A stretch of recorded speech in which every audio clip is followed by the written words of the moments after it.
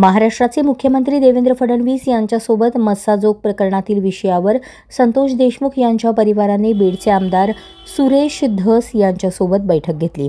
यावेळेस मुख्यमंत्री देवेंद्र फडणवीस यांनी दोषींना शिक्षा झाल्याशिवाय आम्ही गप्प बसणार नाही, तसेच संतोष देशमुख यांच्या परिवारातील सदस्यांना सरकारी नोकरीत समाविष्ट करून घेतले जाईल आणि आंदोलनावेळेस ज्या मुलांचा काहीही संबंध नाही अशा मुलांना त्यांच्यावरील कारवाई होणार नाही आणि ज्यांच्यावर चार्जशीट दाखल झाले आहे, कारवाई केली आहे त्यावर कारवाई होईल आणि जी मुले अनुकंपेखाली आहेत त्यांच्यावरही कारवाई होणार नाही, असे प्रसार माध्यमांना सुरेश धस यांनी सांगितले। संतोष देशमुख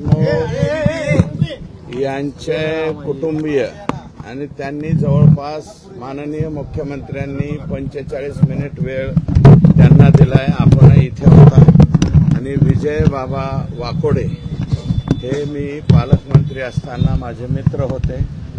दुर्दैवानं त्यांचा जो अंत झालेला आहे, जे परभणीमध्ये वातावरण झालं होतं ते शांत करण्यासाठी जी धावपळ केली गेली, त्या धावपळीमध्ये त्यांचं दुर्दैवानं निधन झालं आणि या बाबतीमध्ये मी नाही, सभागृहामध्ये माननीय मुख्यमंत्री महोदयांनी सांगितलं होतं आणि सभागृह संपल्याच्या नंतर मी स्वतः परभणीला गेलतो। परभणीला बाबांच्या घरी गेल्याच्या नंतर सर्व कुटुंबियांनी विनंती केली होती, मी स्वतः, की आपण सर्वजण, मी साहेबांची वेळ घेतो, साहेब आपल्याला वेळ देतील, आपण मुंबईला यावं। त्याप्रमाणे कुटुंबीय आणि तिथले माजी आमदार आदरणीय सुरेशदादा देशमुख, सोन कांबळेजी, माजी महापौर आणि बाबांचे थोरले चिरंजीव, धाकटे चिरंजीव सर्वजण आले।